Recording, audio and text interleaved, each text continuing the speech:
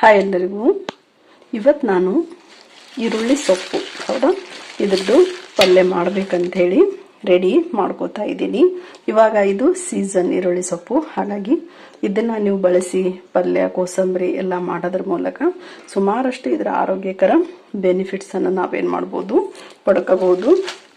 ಇವತ್ತು ಬೆಳಿಗ್ಗೆ ಇದು ಮಾಡ್ತಾ ಇದ್ದೀನಿ, ಸಂಡೇ ಬೆಳಿಗ್ಗೆ ಅಂತ ಹೇಳಿದ್ರೆ. ನಿನ್ನೆ ನೈಟನ್ನ ಇದನ್ನ ತಗೊಂಡು ಬಂದು ಕ್ಲೀನಾಗಿ ಆಕ್ಚುಲಿ ನಾನು ಇದನ್ನ ತೊಳೆದಿಟ್ಟಿದ್ದೀನಿ.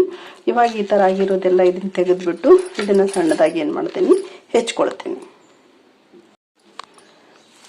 ಈರುಳ್ಳಿ ಸೊಪ್ಪೇನಿತ್ತಲ್ಲ ಅದನ್ನ ಈ ತರ ಚಿಕ್ಕ ಚಿಕ್ಕದಾಗಿ ಏನ್ ಮಾಡಿದ್ದೀನಿ ಕಟ್ ಮಾಡಿಟ್ಟಿದ್ದೀನಿ. ಮತ್ತೆ ಒಗ್ಗರಣೆಗೆ ಒಂದು ಈರುಳ್ಳಿ, ಹಸಿ ಮೆಣಸಿನಕಾಯಿ, ಕರಿಬೇವು, ಬೇಳೆ ಹಾಕಿದ್ರೆ ಇದು ತುಂಬ ಚೆನ್ನಾಗಾಗತ್ತೆ. ಹಾಗಾಗಿ ಒಂದು ಬೌಲ್ ಬೇಳೆಯನ್ನು ಇಲ್ಲಿ ನಾನು ಒಂದು ಅರ್ಧ ಗಂಟೆ ಇಲ್ಲಿ ನೆನೆಸಿಟ್ಟಿದ್ದೀನಿ. ಇನ್ನು ಒಗ್ಗರಣೆಗೆ ಬಾಣಲೆಯಲ್ಲಿ ಎಣ್ಣೆ ಕಾಯಲಿಕ್ಕೆ ಇಟ್ಟಿದ್ದೀನಿ. ಎಣ್ಣೆ ಚೆನ್ನಾಗಿ ಕಾದ ನಂತರ ಸಾಸಿವೆ ಜೀರಿಗೆನ ಇಲ್ಲಿ ಸೇರಿಸ್ತಾ ಇದ್ದೀನಿ. ಸಾಸಿವೆ ಜೀರಿಗೆ ಚಟಪಟ ಅಂದ ನಂತರ ಹೆಚ್ಚಿಟ್ಟಿರೋ ಈರುಳ್ಳಿ, ಹಸಿಮೆಣಸಿನಕಾಯಿ ಮತ್ತು ಕರಿಬೇವನ್ನ ಇಲ್ಲಿ ಸೇರಿಸ್ತಾ ಇದ್ದೀನಿ.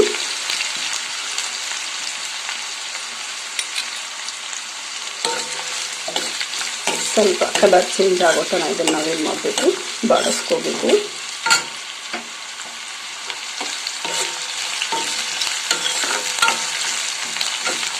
ಆ್ಯಕ್ಚುಲಿ ಇದು ಈರುಳ್ಳಿ ಏನಿದೆಲ್ಲ ಇಲ್ಲಿ ಬೇಗ ಬೇಯುತ್ತೆ. ಹಾಗಾಗಿ ಫಸ್ಟ್ ನಾವು ಒಗ್ಗರಣೆಯಲ್ಲಿ ಬೇಳೆಯನ್ನು ಇಲ್ಲೇ ಬೇಯಿಸ್ಕೋಬೇಕು.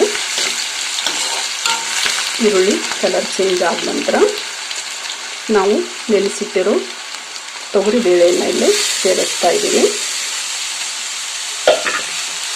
ಬೇಳೆ ಬೇಯಲಿಕ್ಕೆ ಟೈಮ್ ತಗೊಳುತ್ತಲ್ಲ, ಹಾಗಾಗಿ ಫಸ್ಟ್ ಒಗ್ಗರಣೆಯಲ್ಲಿ ಒಂದು ಸ್ವಲ್ಪ ಮುಕ್ಕಾಲು ಭಾಗ ನಾವೇನು ಮಾಡಬೇಕು, ಇದನ್ನು ತೊಗರಿ ಬೇಳೆಯನ್ನು ಬೇಯಿಸಿದ ನಂತರ ಹೆಚ್ಚಿಟ್ಟಿರೋ ಆ ಈರುಳ್ಳಿ ಸೊಪ್ಪನ್ನು ನಾವು ಇದಕ್ಕೆ ಸೇರಿಸಬೇಕು. ಮುಚ್ಚಳ ಮುಚ್ಚಿ 2 ನಿಮಿಷ ಇದನ್ನು ಬೇಯಿಸ್ತೇವೆ.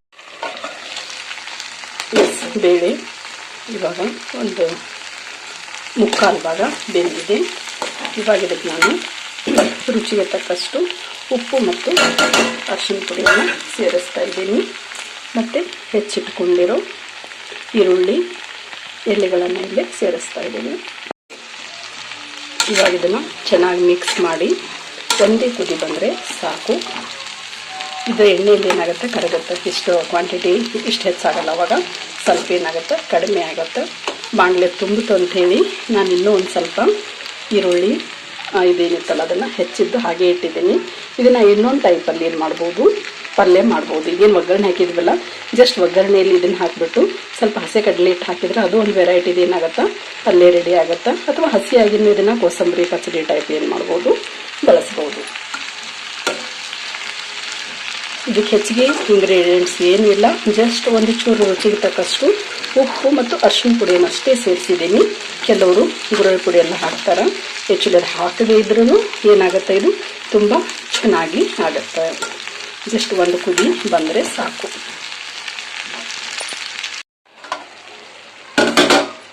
ಇಷ್ಟಾದರೆ ಇವತ್ತಿಂದಿದು ನಮ್ಮ ಈರುಳ್ಳಿ ಸೊಪ್ಪಿನ ಪಲ್ಯ, ಈರುಳ್ಳಿದು ಏನು ಹೇಳ್ತೇವೆ ಅದಕ್ಕೆ ಈರುಳ್ಳಿ ಸೊಪ್ಪು ಇರುತ್ತಲ್ಲ ಆ ಪಲ್ಯ ರೆಡಿ ಟು ಸರ್ವ್. ಇವತ್ತು ನಾನು ಇದನ್ನು ಬಿಸಿ ಬಿಸಿ ರೊಟ್ಟಿ ಜೊತೆ ಏನು ಮಾಡ್ತಾ ಇದ್ದೀನಿ ಸರ್ವ್ ಮಾಡ್ತಾ ಇದ್ದೀನಿ. ನೀವು ಬೇಕಿದ್ರೆ ಚಪಾತಿ, ಬಿಸಿ ಅನ್ನ ಎಲ್ಲದಕ್ಕೂ ಏನಾಗುತ್ತೆ ಇದು ಒಳ್ಳೆ ಕಾಂಬಿನೇಷನ್ ಆಗುತ್ತೆ. ಹೌದಾ, ಹಳ್ಳಿ ಕಡೆ ಅಂತೂ ಒಳ್ಳೆ ಊಟ ಇದು. ಹೌದಾ, ತುಂಬ ಹೆಲ್ದಿ ಫುಡ್ಡು. ಬಿಸಿ ಬಿಸಿ ರೊಟ್ಟಿ ಜೊತೆಗೆ ಇವತ್ತು ಅದನ್ನು ನಾನು ಸರ್ವ್ ಮಾಡ್ತಾ ಇದ್ದೀನಿ. ಇದ್ರದ್ದು ಪಚಡಿನೂ ಮಾಡ್ಬೋದು, ಬೇಳೆಯಲ್ಲಿ ಹಾಕಿ ಮಾಡ್ಬೋದು.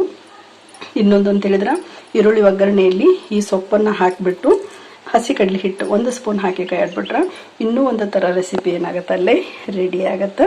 ಇವತ್ತಿನ ರೆಸಿಪಿ ನಿಮಗೆಲ್ಲ ಇಷ್ಟ ಆಯಿತು ಅಂತ ಭಾವಿಸ್ತಾ ಒಂದ್ಸಲ ಟ್ರೈ ಮಾಡಿ ಅಂತ ಹೇಳ್ತಾ ಇವತ್ತಿನ ವಿಡಿಯೋನ ಮುಗಿಸ್ತಾ ಇದ್ದೀನಿ. ನೋಡಿರುವ ತಮಗೆಲ್ಲರಿಗೂ ಧನ್ಯವಾದಗಳು.